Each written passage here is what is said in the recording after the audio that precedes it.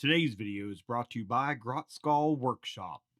Hey everyone, Cadian Sergeant Steele here, and today I'm back to talk to you about another amazing unit in the Astra Militarum Codex, and that is the Cadian Command Squad. So this one has seen some changes from the 10th edition index to the Codex. I definitely want to cover that here today, as well as go back over the tactics and strategies that I like to employ with this unit. So without any further ado, let's dive into it. As always, we're going to start out with the stat line. So for the Veteran Guardsmen, so that's the 4 models that are not the commander, we have movement 6, toughness 3, 5 up save, 1 wound apiece, leadership 7, 1 OC. Now for the commander, the only thing that's different is you have 3 wounds rather than 1 wound. So that does make the commander a little more resilient, and they can kind of stick around just a little bit longer if you get into the thick of things. And sometimes that's actually worked out for me, where just the commander lives and then I still hold an objective, or I'm able to challenge something, or maybe issue that final order I need to issue. And so it can come in handy having a slightly more resilient commander model in the unit. Now, as for their weaponry, woo, do they have a lot of options.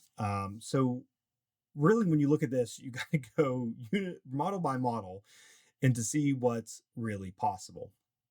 But they have access to bolt pistols, flamers, grenade launchers, regular las guns, las pistols, melta-guns, plasma pistols, chain swords, close combat weapons, power fists, and power weapons. So a number of different war gear options across the unit. And then with some of that, besides their weapons, like their actual war gear, we have things like the meta pack, we have things like the regimental banner, we have the Master Vox, and each of these gives a different benefit to the unit as well. So what we can do is that one of these models in the unit can replace their las gun and regimental standard with a flamer, grenade launcher, melta gun, or plasma gun. Okay, so basically you could get rid of your banner and take a special weapon. Then one of your Cadian Veteran Guardsmen can replace their las pistol with either a bolt pistol or a plasma pistol. So that would be more like the sergeant character that I have here. Then we have the commander can replace their las pistol with either a bolt pistol or plasma pistol. So I have a plasma pistol modeled on mine. Then one of your Veteran Guardsmen with a chain sword can be replaced with one of the following, and that's a flamer and close combat weapon, grenade launcher and close combat weapon, melta gun and close combat weapon, plasma gun and close combat weapon, power fist, and power weapon. So that is the sergeant model more particularly. And so we'll look at those in just a second. And then as well, the commander's chain sword can be replaced with a power fist or a power weapon. Mine is modeled with the power weapon here, but I do also love the power fist as well. So these, have several different loadouts. We have there generically, though, you start out with this guy with your chainsword and las pistol. And then we have one with the Master Vox and a las gun and close combat weapon. Then we have your guardsman with the meta pack, las gun, close combat weapon. And then we have the regimental banner, las gun, close combat weapon. And then as well, your commander. So this is like, basically everyone comes generally with a las gun and then a piece of special war gear. And then from that, we only have the sergeant who has the las pistol chainsword. So this allows you to really kind of customize, and you can get up to 2 special weapons. And it appears that the way that they've done this is it can also be like you could take 2 meltas or 2 plasmas, or a melta and a plasma, or a flamer and grenade launcher, or 2 grenade launchers, right? Because of the way that basically what I call like the sergeant model here with the chainsword and pistol and the regimental banner can be swapped out for those special weapons. So you can really change this up. And actually, that's one of the alternate loadouts I like to do is get rid of this guy and replace him with a melta gun. I just like meltas. It's one of my preferences, so then I can do that. So that's something that we can do there and really take a look at that. So lots and lots and lots of war gear options. So that is something to keep in mind when you're building out your Cadian Command Squad. Now, as for our war gear, let's talk about each of them. Master Vox essentially just lets you issue orders from an officer model in the unit. So that could also be other attached characters. Because with Cadian Shock Troops, you can add one more character like Creed or a Castellan. So all your officers can issue orders up to 24 inches away. So your Metapack unit At the start of command phase, if the bear's unit is below starting strength, you can return up to D3 destroyed platoon models to the unit. Now that'll be your Cadian shock troops, okay? But that can also be your Cadian Command Squad minus the commander. The commander does not get the platoon keyword, but the other models, your other 4 Cadian veterans, do get the platoon keyword. So, important thing to note, your metapack can resurrect the other 3 models in your command squad. Then we have the regimental standard, and this adds 1 to the objective control characteristic of the models in the bear's unit. So that's anything they're attached to, as well as these models. That is huge. So your Cadian shock troops are already OC2. This can make them OC3. Now, what I want to stress is, if you have something that reduces your OC to 0, the way 10th edition rules are written is first you modify the characteristic, and then you add, so you change it to whatever the modifier is, and then you add your bonuses, and so forth. So technically, if you get battle shocked, a regimental banner will still leave all your models at OC1, because first you change it to 0 from battle shocked, and then you add the +1. So this is in the FAQ and errata documents for the core rules about how changing characteristics work. So the regimental banner can play a strong role in you still being able to potentially secure objectives in your games.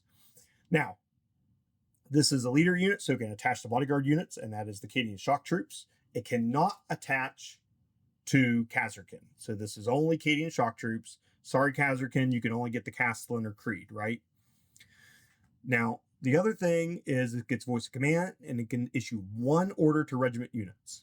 So this did not change from the index to the codex. They can still only issue 1 order, and that's from the commander. So you got to have the commander alive. They can issue 1 order to a regiment keyword unit. The Castellan can issue 2 orders now. So when you pair a Castellan with a command squad, that's 3 regimental orders right out the gate. And I really, really like that. Now, what makes this unit super special and unique, besides all that really cool war gear, by the way, is Cadia stands. So while this unit contains an officer, so that's the commander, or potentially even the Castellan if your commander gets killed by precision attacks, each time a ranged attack targets this unit, if this unit is within range of an objective marker you control, the models in this unit have the benefit of cover against the attack. Now, this is a change from the index to the codex. So now Cadians get the benefit of cover when on an objective and are targeted by ranged attacks. Okay? Do you have a hard time remembering what orders or abilities may be active while you're playing a game, especially with as complex of a game as Warhammer 40k? With the Astra Militarum Codex, we have all kinds of new abilities and options available. But I'm here to tell you that there's this amazing product to help out with it, and that's the GrotSkulls Workshop Order, Command Set, and Siege Regiment tokens that are available to us. So you can see here, you can get your orders and sit these tokens down next to your units to remember what orders you've issued them. The command set has a number of abilities that allow you to remember all the specialty abilities that our units have that may be in play, from invuln saves to +1 to hit and wound for your Krieg units, or the -2 to move and charge abilities that our artillery can lay down oftentimes. Then there's a Siege Regiment set, which allows you to remember which detachment ability you've selected and what units those are applying to. There's lots of other tokens available as well. You can see Battle Shock tokens here. There's also Hunter Killer Missile tokens so you can remember. But for a limited time, there's Cadian Sergeant Steel dice and token bags that are available there at the GrotSkulls Workshop page on Etsy. And so you can get your order tokens in one of these, and so you can carry around the battlefield in style and never forget another order or unit ability or detachment ability again. So I do highly recommend all of his products. I've been using them for years and really love them. I'm so excited to be able to have this collaboration and bring something like this to you all. So there are a limited number of these Cadian Sergeant Steel bags, so go check out the link below and order yours today. So now let's talk tactics and strategy and how I use the Cadian Command Squad. Obviously, I think the war gear is very strong in this unit. And I mean the Master Vox, the Metapack, and the Regimental Standard. I think all 3 are pretty much must-takes. Now, there are some folks that disagree with me and think that you should change out your Regimental Banner or even your Master Vox for special weapons. That actually has a role, say like taking extra meltas and extra plasma guns. It depends on what you want this unit to do, right? I typically take Cadians and Cadian Command Squads and Cadian Castellans to capture and hold objectives. So I'm going to prioritize that. They're normally not my killing unit, right? They are very efficient at killing, weak infantry and things like that when paired together. But this unit is mostly focused on holding down my line, holding objectives, or taking them away from the enemy. So I like to take these things to help grant more tactical flexibility to the unit in the moment. That's not to say I may take a command squad and pair it with something else just to have a bunch of extra special weapons and maybe slap those things in like a Stormlord, jump out, and then just obliterate something with melt-a-gun shots or plasma shots. Very valid tactic, right? But typically, this is the loadout that I will take. Minus sometimes like to swap that Sergeant model out with a melt-a-gun or a plasma gun just to get those kind of special shots.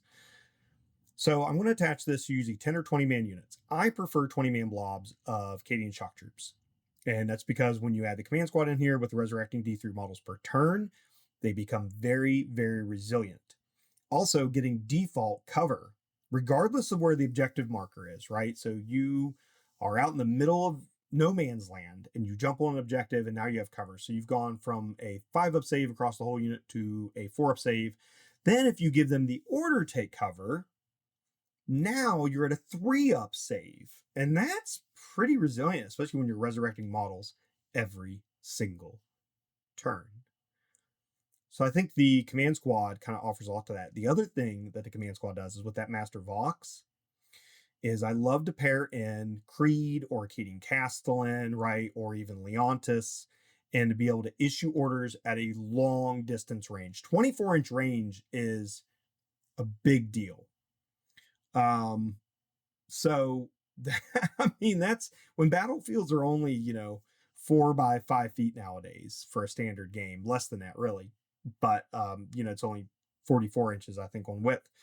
So that's a huge chunk of the battlefield that you have a radius around that you can issue orders to. And so I think this allows for a lot of flexibility. So it's 3 orders that you can just dish out. And that could even be, maybe you give the Cadian shock troops with their command squad and their castle and take cover. So they're more resilient when they move up into the midfield to take objectives. And they'll be able to weather the shooting attacks from your opponent much easier. But then you can reach back and give orders to your artillery to take aim so that they hit on 4s. Or you could order your armored sentinels to take aim, or your scout sentinels to move, etc., right? So there's lots of flexibility with dishing these orders out with the Master Vox to all the units in the area. And I think that's really important to have. And so it just depends on really enlist building. I often will take extra officers attached with command squads with their core infantry units. And so this way I have a bunch of orders I can issue out to regimental units. And especially now with the changes to the Castellan and so forth, we can issue more orders. I think this is even more relevant than it ever has been. So you get ultimate tactical flexibility once you hit the battlefield with that Master Vox. And then with the resiliency of the meta pack, bringing models back, and the regimental banner to make sure that you always have some type of OC, if not the highest OC, on the battlefield. And so I think the command squad plays that role where it synergizes super well with your infantry units. Now, if you're taking 10-man units of Cadians just to hold your backfield objectives or to come in from strategic reserves or out of a transport to capture an objective, obviously the command squad may not be ideal to attach to it. So, like I said, I normally do the command squad with a big blob of 20 Cadians, not the 10-man units. But you can do that as well. You just don't get as much out of the synergy of it. You do put yourself more at risk of blast attacks, which can be extremely devastating with large blobs of infantry. But I usually find the trade-off of the resiliency of the large blobs to be more often than not worth it. Although Votan had proved me wrong on that once. So the command squad, I think, really works best in larger units. Or you could even do the command squad kind of tucked away, like in the back with a 10-man unit, and maybe they're holding your backfield objective, and then you're dishing orders out into the center of the battlefield or to your artillery nearby.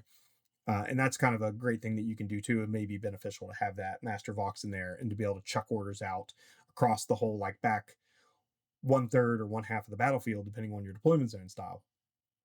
And so that's kind of another strategy that you can use with your command squads when you are building your list and when you're deploying on who to attach them to and where to place them. Most often, though, I'm going to attach one of these with a Castellan, 20-man units, and I'm going to charge them right up the middle of the battlefield, and I'm going to capture middle objectives. And my opponent's going to have a hard time chewing through all of these models, and that is on purpose.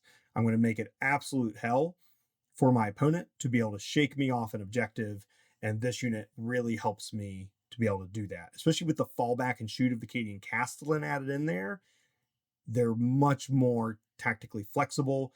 Adding in the command squad is the ultimate amount of flexibility. And that's where I really, really love all the synergies you kind of build together with this unit along with the Castellan. So I think command squads are very important. And I think you need to be considering taking them, at least one of these, in every single one of your lists.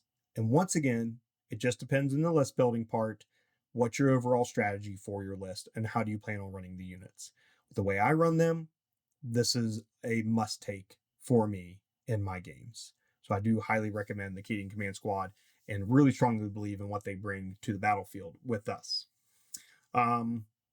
So that's really it. I mean, this unit I think is an auto include for large infantry blobs Acadians. I wouldn't have it any other way. I also think it has great use in the backfield paired with 10-man units, just to dish out orders to your artillery and your other units kind of moving forward, perhaps scout model screens or other infantry units. Because don't forget, this is just regiment units. So you can issue orders to Krieg, to your Catachin, etc., etc. There's no reason why you can't. They have the regiment keyword, so your Cadians could be ordering your Krieg to move forward, to take aim, etc. So this can be a very strong unit to kind of synergize everything else. So just keep that in mind about the flexibility you have now with issuing orders. It's not based on regiment. Who you can attach this to is based on regiment, so only shock troops. You can't attach them to your Krieg, but you can issue orders to your Krieg. So that's kind of a good thing to keep in mind when you're list building. All right, that's it for today. So I hope you've enjoyed this video and enjoying the other unit review videos that I've been doing. If you have, please like and subscribe. I know only about half of you are subscribed to the channel currently, so I'd really appreciate it if you all just click that button there and join and came back and saw some of these other videos. And I hope they've been helpful, and I really do hope you've been enjoying them. If you really love what I'm doing here, you can also become a channel member. So there's a link to that in the video description, as well as on my homepage of my YouTube channel. And if you are at White Shield, it just supports me. If you join at the rank of private or sergeant, then you get to join the Cadian Sergeant Steel Discord, where we're there having regular conversations about hobbying, list building, tactics, lore, and so forth. And it's really a great time there in the Discord. And so you get access to that and be able to chat with me offline. So in a way, well, I say offline, I mean off YouTube, off Instagram, right? You get to actually chat with me in Discord. And so quick, I just want to do a shout out, speaking which, to my private and sergeants. For privates, we have Jesse, we have Brendan M, Logan W, and then for sergeants, we have Nicholas S, we have Jacob E, and we have Jerry T. So I really appreciate you all. As of the recording of this video, those are the folks who are signed up with those higher ranks and are part of the Discord channel as well. So really appreciate you all. So also, if you want to support me in other ways, you can check out the affiliate links below and check out all the cool products that I'm always, I'm a big fan of. If I put a product on here, I use it and I like it. Like, no joke. I would never ask you all to go and buy a product that I didn't believe in. So check out those links below. There's usually, I have a great set of companies that I work with now. I'm really proud to have those partnerships. And so you can go to those and support me through those as well. Often they are affiliate links in which I get a very small kickback from the cool hobby supplies like movement trays or other things that you may purchase down there. So that's it for today. I hope you've enjoyed this video and all the other content. As always, have fun wargaming. And remember, Cadia stands.